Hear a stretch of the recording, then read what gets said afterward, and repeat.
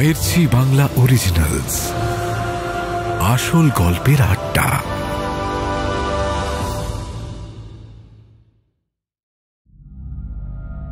আগের রাতের ঘটনার পর সৌমদীপ ভেবেছিল যে ঘুম আসবে না, কিন্তু কখন যেন ঘুমিয়ে পড়েছিল, ওর খেয়ালই নেই। পরের দিন ঘুম ভাঙতেই ও সঙ্গে সঙ্গে টেবিলের উপরে রাখা আগের রাতের চিঠিটা আছে কিনা দেখতে যায়। আর ঠিক তখনই আরেকটা চমক ওর জন্য অপেক্ষা করছিল। চিঠিটা টেবিলে নেই, টেবিল ফাঁকা পড়ে আছে, শুধু একটা জলের বোতল রাখা। কিন্তু সৌমদীপের স্পষ্ট মনে আছে গতকাল রাতে চিঠিটা পড়ার পর জলের বোতল চাপা দিয়ে রেখেছিল, কিন্তু সকালে উঠে দেখছে চিঠিটা নেই। সৌমদীপ ভালো করে খোঁজে, টেবিলের আশেপাশে কোথাও নেই চিঠিটা। তাহলে কি ও গতকাল রাতে স্বপ্ন দেখছিল? কিন্তু না, ওই তো জলের গ্লাসটা দূরে মাটিতে পড়ে আছে, ওটায় তো আগের দিন রাতে রুকসানার বাবা জল খেয়েছিল।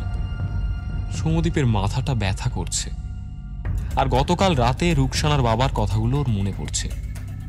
ওর বাবা একটা অদ্ভুত কথা বলেছিল, রুকসানা নাকি এখানেই আছে, মানে পোস্ট অফিসে। কিন্তু সৌমদীপ আসার আগে এই পোস্ট অফিস তো বন্ধ ছিল। ও নিজে চাবি খুলে ঢুকেছিল প্রথম দিন, আব্দুলও ছিল ওর সঙ্গে। তাহলে কি মুখে মুখে যে কথা প্রচলিত আছে সেটাই সত্যি? এটা পোস্ট অফিস, এখানে ভূত আছে। কিন্তু সৌমদীপের তো কোনোদিন এরকম কোনো ভৌতিক অভিজ্ঞতা হয়নি। ও 3 সপ্তাহ দিব্যি কাটিয়ে দিল এখানে, কিন্তু রুকসানার বাবার কথাগুলো তো ফেলা যাচ্ছে না একেবারে। যদিও আব্দুল বলেছিল রুকসানার বাবার মাথা ঠিক নেই, কিন্তু সৌমদীপ আর ভাবতে পারে না। ও তাড়াতাড়ি রেডি হয়ে কাজে বেরিয়ে পড়ে, কিন্তু সারাদিন ও কাজে ঠিকমতো মন দিতে পারে না। শুধু বারবার ওই চিঠির কথাগুলো ফিরে ফিরে আসছে। চিঠিতে বলা ছিল ওর নাকি আজ বিপদ, সাবধানে থাকার কথাও লেখা ছিল। কিন্তু কিরকম বিপদে পড়বে আজ সৌমদীপ? ওর মাথাটা সত্যি কাজ করছে না। যে কয়েকটা চিঠি আজকে এসেছিল সেগুলো তাড়াতাড়ি বিলি করে দেয়। দুপুরে বাজারে এসে গোবিন্দদার দোকান থেকে ভাত খেয়ে সবে বেরিয়েছে, ঠিক তখনই একদল লোক বাইক গর্জিয়ে গোবিন্দদার দোকানের সামনে এসে দাঁড়ায়। সৌমদীপ এদের চেনে না, তবে দেখেই কেমন গুন্ডা গুন্ডা মনে হচ্ছে। আর তখনই ওর মনে পড়ে এরা কি ভুজঙ্গের লোক?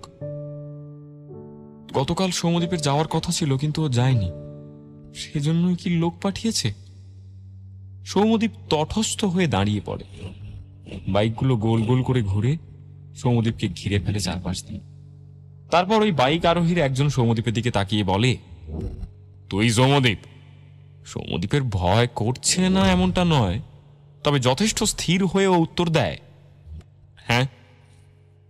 বাইক থেকে দুজন নেমে সৌমদীপের একদম কাছে এসে দাঁড়ায়। তারপর ওর জামার কলার টেনে বলে, তোকে গতকাল দাদা আসতে বলেছিল না, যাচ্ছি কেন? খুব পুরকি না যেও না, হ্যাঁ খুব পুরকি। যখন ঢুকিয়ে দেবো দুটো গুলি না খুলিতে, তখন বুঝবে। সৌমদীপ চুপ করে দাঁড়িয়ে থাকে, এখানে কিচ্ছু বলা যাবে। কিন্তু সৌমদীপ চুপ করে থাকায় ওরা আরো রেগে যায়, গায়ে হাত তুলতে যায়। কিন্তু আরেকজন বাধা দিয়ে বলে, না না না না না, গায়ে হাত তোলার অর্ডার নেই ভাই। ওকে বলে দে আজ যেন বিকেলবেলা ভুজঙ্গদার বাড়িতে চলে যায়, নাহলে কিন্তু খেলা হবে। তখন আর আফসোস করার জায়গা পাবে না, বলবে খেলা হবে। যে লোকটা সৌমদীপের কলার ধরেছিল সে কর্কশ গলায় বলে, শুনলি তো, হ্যাঁ বেশি উঠলে কুচুত করে ডাঙাটা কেটে দেবো। আজ বিকেলে যদি না আসিস তোর কিন্তু খবর আছে। এই বলে লোকটা একটা ধাক্কা মারে সৌমদীপকে। সৌমদীপ কোনো মতে সামলায় নিজেকে, নয়তো পাশেই ড্রেনে উল্টে পড়তে হতো। বাইকের লোকগুলো যেরকম ঝড়ের মতো এলো, ঠিক তেমনই ঝড়ের মতো বেরিয়েও গেল। বাজারের মধ্যে এরকম একটা সিন খুব একটা দেখা যায় না। লোকজন ভিড় করে দেখছিল এতক্ষণ। লোকগুলো বাইকে করে চলে যাওয়ার পর গোবিন্দদা ওর দোকান থেকে বেরিয়ে এসে বলে, শোনো ভাইয়া, তুমি এদের সঙ্গে পারবে না। এরা যে কি চিজ সেটা আমরা জানি। হ্যাঁ, মাঝে একদম বন্ধ হয়ে গেছিল এইসব, এই যে আবার শুরু হয়েছে। এদের জ্বালায় সত্যি আর এখানে থাকা যাচ্ছে না। কিন্তু সৌম্যদীপের মাথা এবার গরম হয়ে গেছে। ভুজঙ্গর সাথে এবার মোলাকাতটা করতেই হবে। ও সাইকেল নিয়ে নতুন পোস্ট অফিসে যায়। ওখানে ব্যাগ থেকে চিঠির গোছা বার করে ড্রয়ারে ঢুকিয়ে রাখে।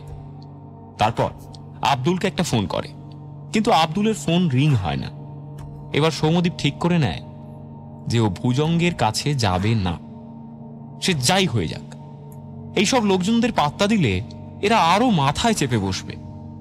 কি আর এমন। সৌম্যদীপ দুপুরের কাজ মিটিয়ে বিকেলের দিকে পুরনো পোস্ট অফিসে ফিরে হাত মুখ ধুয়ে উঠোনে বসে। কিন্তু ওর মাথা থেকে গত রাতের ঘটনাটা বেরোচ্ছে না কিছুতেই। এখনো ওর মনে একটা দ্বন্দ্ব কাজ করছে। ওটা কি সত্যি সত্যি ঘটেছে নাকি স্বপ্ন দেখেছে? বাড়িতে এসেই ব্যাগটা উঠোনের একপাশে রেখে গিয়েছিল সৌম্যদীপ। সকালে বেশ রোদ ছিল, কিন্তু উঠোনের আশেপাশে বড় বড় কয়েকটা গাছ থাকার ফলে বেশ ছায়া ছায়া হয়ে রয়েছে। সৌম্যদীপ সব চিঠি নতুন পোস্ট অফিসে রেখে এসেছিল। ওর ব্যাগ এখন ফাঁকা থাকার কথা, কিন্তু ব্যাগে হাত দিতেই ও বুঝতে পারলো ভেতরে কিছু একটা আছে। বিকেল নেমে এসেছে উঠোনে। সকালের গরম অনেকটাই কমেছে, হালকা হাওয়া দিচ্ছে। সৌম্যদীপ ব্যাগ খুলে দেখে ভেতরে আরেকটা চিঠি। ও তাড়াতাড়ি চিঠিটা খুলে পড়তে শুরু করে। এটা ওই আগের চিঠিগুলোর মতোই, কোনো নাম নেই, ঠিকানা নেই। সৌম্যদীপ পড়তে শুরু করে। ছোট্ট একটা চিঠি। আজ রাতে ভুজঙ্গ আসবে এখানে, এই পোস্ট অফিসে। আপনি সন্ধে হলে এখান থেকে চলে যাবেন। আপনার কোনো ক্ষতি হবে না, তবে যাওয়ার আগে দরজা বাইরে থেকে বন্ধ করবেন না। ভেতর থেকে দরজা বন্ধ করে পাশের জানলা দিয়ে বাইরে বেরোবেন। আর ঘরের ভেতর ছোট লাইটটা জ্বালিয়ে রাখবেন। যেগুলো বলছি এগুলো অক্ষরে অক্ষরে পালন করবেন, নয়তো আপনারই বিপদ। আমি চাই না আপনার কোনো ক্ষতি হোক। এই গ্রামে কোনো ডাকবাবুই বেশি দিন থাকে না, ভয় পায়। হয় ভূতের ভয়, নয়তো ভুজঙ্গের।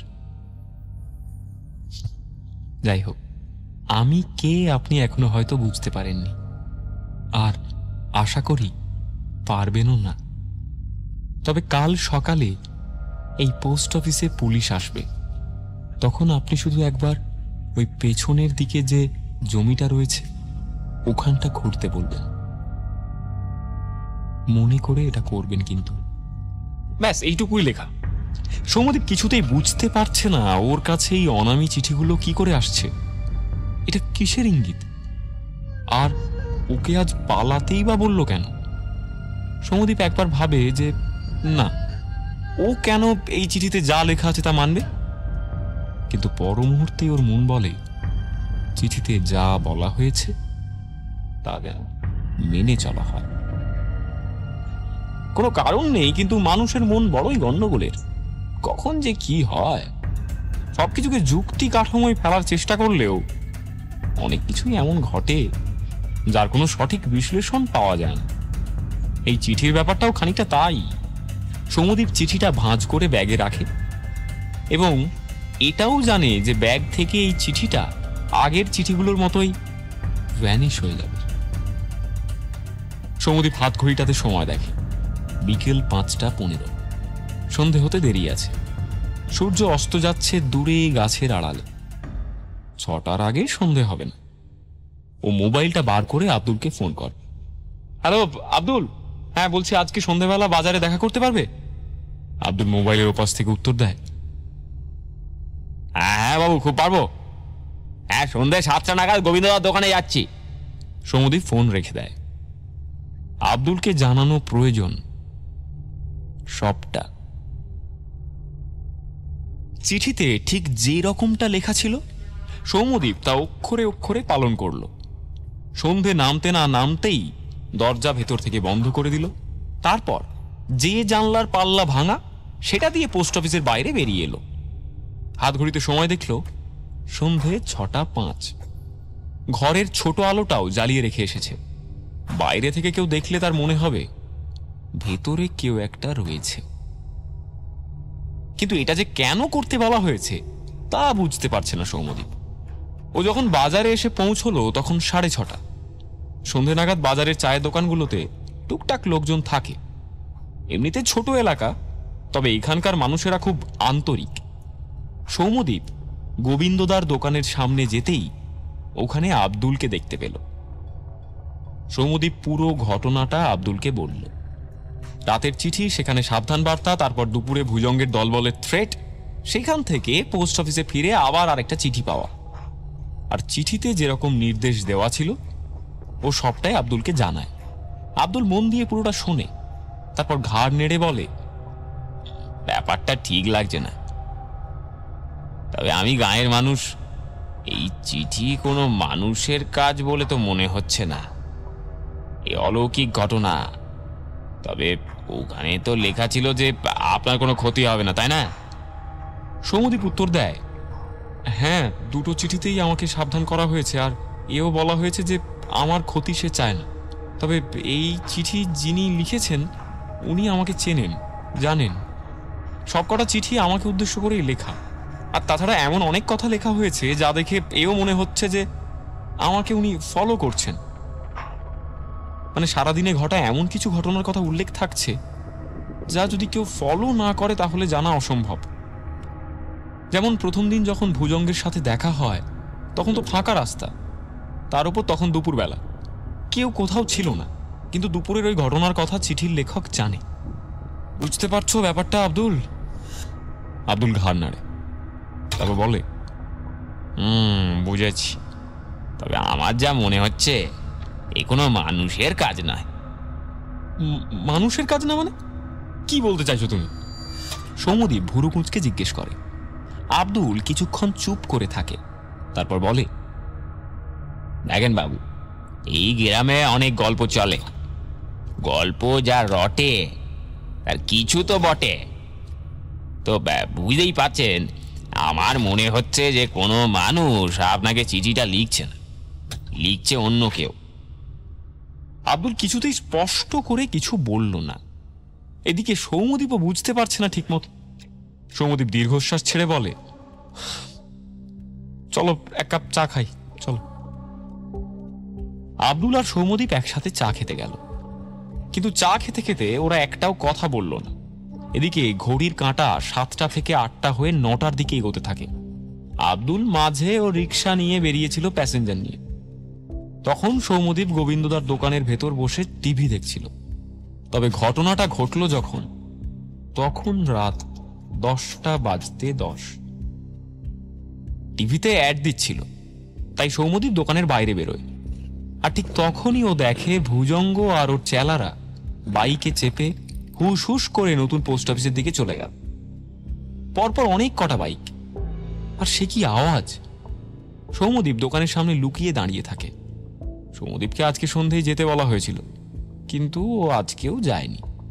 সেই জন্যই কি ওরা একসাথে দল বেঁধে নতুন পোস্ট অফিসের দিকে গেল? সৌম্যদীপ আবার দোকানের ভেতর ঢুকে পড়ল। রাত 10:30 নাগাদ আব্দুল আবার আসে। আব্দুল আর সৌম্যদীপ একসাথে রাতের খাবার খেয়ে নেয়। তারপর আব্দুল বলে, তা বাবু, সারা রাত থাকবেন কোথায়? এটা সৌম্যদীপও ভাবছিল, কিন্তু মাত্র একটাই তো রাত কাটানো, কোথাও দিয়ে একটা ম্যানেজ করে নিতে পারবে না? সৌম্যদীপ বলে, বাজারে থাকা যাবে না। এখান দিয়ে ভুজঙ্গ আর ওর লোকজন মাঝে মধ্যেই বাইক নিয়ে যাতায়াত করে, অন্য কোথাও একটা রাত কাটাতে হবে। আব্দুল তখন ওকে বলে, আপনি আমার সঙ্গে চলেন, আজ আমার ঘরে থাকেন, স্টেশনের কাছেই তো আমার ঘর। সৌম্যদীপ ভাবে, অসুবিধে নেই তো বটে, বরং ভালোই হবে। স্টেশন থেকে পুরনো পোস্ট অফিসটা অনেকটাই দূরে। চিঠির বয়ান অনুযায়ী আজ সৌম্যদীপের বিপদ হতে পারে, আর বিপদ যে কোন দিক থেকে আসবে সেটা খানিক আন্দাজও করেছে সৌম্যদীপ। ভুজঙ্গকে সৌম্যদীপ 2 দিন কাটিয়ে দিয়েছে। তাছাড়া যেরকম ভাবে থ্রেট করে গেছে আজ দুপুরে ওরা, সৌম্যদীপ আর কিছুই ভাবতে চায় না। আব্দুলের কথা মতো ও আজ আব্দুলের বাড়িতেই থাকবে, সেটা ও ঠিক করে নেয়। আব্দুলের বাড়িটা খুবই ছোট, দুজনের পক্ষেও থাকা খুবই কষ্টের ওখানে। তবে আব্দুল এই কদিনে সৌম্যদীপের খুব ভালো বন্ধু হয়ে গেছে। আর আব্দুলের সাথে কথা বলতে বেশ ভালোও লাগে সৌম্যদীপের।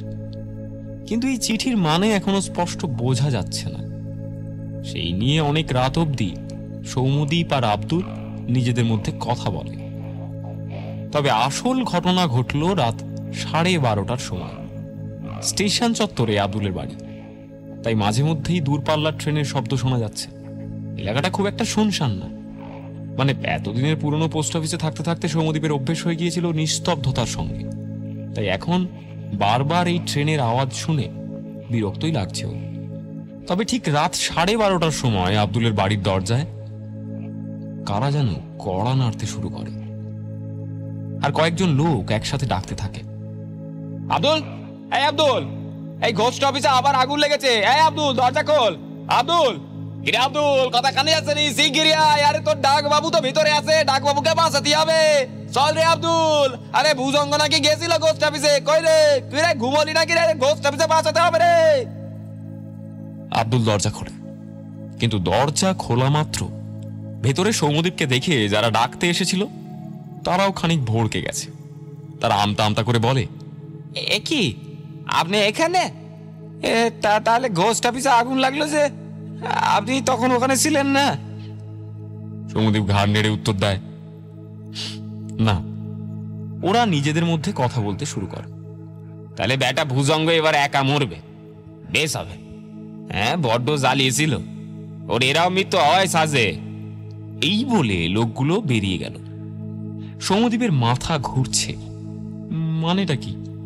পুরনো পোস্ট অফিসে আবার আগুন লাগলো, কিন্তু আগুন লাগার তো কথা না। আর ভুজঙ্গ পুরনো পোস্ট অফিসে গিয়েছিল কেন? সৌম্যদীপের জন্য। সৌম্যদীপ আব্দুলকে বলে, এই আব্দুল, চলো চলো চলো, একবার পুরনো পোস্ট অফিসে যাই। আগুন লেগেছে বলছে, ওখানে আমার অনেক কাজের জিনিসপত্র রয়েছে, একবার চলো না। আব্দুল ঘাড় নেড়ে বলে, হ্যাঁ হ্যাঁ, চলেন চলেন চলেন। সৌম্যদীপ আর আব্দুল বেরিয়ে পড়ে পুরনো পোস্ট অফিসের উদ্দেশ্যে। রাস্তায় যেতে যেতে প্রচুর লোকজনদের উত্তেজিত হয়ে হাঁটতে দেখে। সবার মুখে ভয়ের ছাপ স্পষ্ট, আর সবার মুখে একটাই কথা, ঘোস্ট অফিসে আবার আগুন।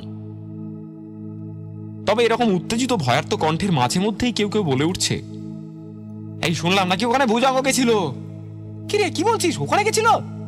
আরে আবার আগের বারের মতো কেস। সৌম্যদীপ এবার খানিকটা বুঝতে পারছে, আব্দুল যেটা বলেছিল সেটাই তাহলে ঠিক কথা। আগেরবার যখন আগুন লেগেছিল ওটার পিছনে ভুজঙ্গই ছিল। তবে রুকসানা গেল কোথায়? সৌম্যদীপ আর আব্দুল যখন ঘোস্ট অফিসে পৌঁছলো তখন রাত কটা হবে কে জানে। তবে লোকজন ভিড় করে রয়েছে, আর দাউ দাউ করে জ্বলছে আগুন। বাইরে বেশ কয়েকটা বাইক দাঁড় করিয়ে রাখা। ভুজঙ্গ ভেতরেই ছিল, কিন্তু ওর চেলাগুলো বাইরে ঘোরাঘুরি করছিল। আর তখনই হঠাৎ করে আগুন লেগে যায়। ওরা অনেক চেষ্টা করেও ভুজঙ্গকে ভেতর থেকে বার করে আনতে পারে না। সৌম্যদীপ আর আব্দুল দেখল চোখের সামনে একটা পোস্ট অফিস পুড়ে ছাই হয়ে যাচ্ছে। পরে অনেক সকালে পুলিশ আসে। দমকল আনার কোনো ব্যবস্থা নেই। আপনা আপনি আগুন না নেভা অবধি অপেক্ষা করা ছাড়া আর কোনো উপায়ও নেই। সৌম্যদীপ সকাল থেকে চুপ করেছিল। পুলিশ আসলে পরে ওদের আলাদা করে ডেকে চিঠিতে লেখা বয়ান অনুযায়ী ওদের পোস্ট অফিসের পেছনের জায়গাটা খুঁড়তে বলে। পুলিশ এমনিতে বেশ অনেকক্ষণ ধরে সৌম্যদীপকে জেরা করে, যদিও জেরা করে কোনো লাভ হয় না। আগুন নিভলে পর ভেতর থেকে পুড়ে ছাই হয়ে যাওয়া একটা বডি পাওয়া যায়, ভুজঙ্গর বডি। যদিও কেন ভুজঙ্গ সেদিন রাতে ওই ঘোস্ট অফিসে গেছিল তা সবার কাছেই অজানা।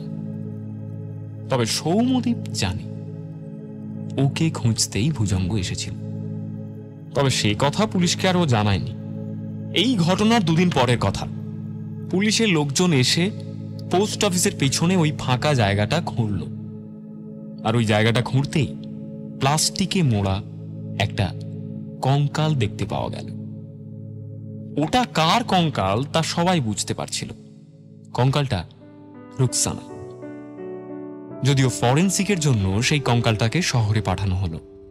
হ্যাঁ, গল্পটা এখানেই শেষ হয়ে যেতে পারত, কিন্তু এর এক সপ্তাহ পর যখন সৌম্যদীপ চিঠি বিলি করতে বেরিয়েছিল তখন হঠাৎই একটা নাম ঠিকানাবিহীন চিঠিও পায়। সেই আগের মতোই সৌম্যদীপ রাস্তার ধারে সাইকেলটা থামিয়ে চিঠির খামটা খোলে। পুরনো পাতার অনেকটা জায়গা ঝুরঝুরে হয়ে গেছে। খাম খুলতেই ছোট্ট একটা চিঠি বেরিয়ে এলো। সেখানে কয়েকটা লাইন লেখা আছে। এতদিনে শান্তি পেলাম, আপনি একজন ভালো মানুষ, ভালো থাকবেন, আর কোনো ভয় নেই। আর এখন আমার পরিচয়টা দিলেও আপনি ভয় পাবেন না। আমি জানি আপনি হয়তো সবটাই বুঝেছেন। আমি চললাম।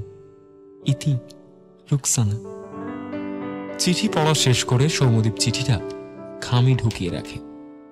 একটা ঠান্ডা হাওয়া যেন সৌম্যদীপের গা দিয়ে বয়ে গেল। চন্দ্রকেতুগড়ে সৌম্যদীপের পোস্ট অফিসের চাকরির আজ 1 মাস হলো। সৌম্যদীপের ফোনটা বেজে উঠল। মা ফোন করেছে। কথা বলতে বলতে আর সাইকেল ঠেলতে ঠেলতে সৌম্যদীপ এগিয়ে গেল পরের চিঠিটা বিলি করতে। হ্যালো মা, কেমন আছো? হ্যাঁ হ্যাঁ হ্যাঁ, বাবা কেমন আছে? না না, আরে সে দেখো মাঝে এতে অনেক সমস্যা হয়েছিল, সে বলবো ক্ষণ, আমি ফিরছি। হ্যাঁ আমি আসবো। হ্যাঁ এই তো কদিন পরেই আসবো। হ্যাঁ তোমার শরীর ঠিক আছে তো? বাবার শরীর ঠিক আছে? আচ্ছা হ্যাঁ, আমি এখন চিঠি বিলি করতেই যাচ্ছি। আচ্ছা বেশ বেশ, এখন রাখছি। আচ্ছা সাবধানে থেকো।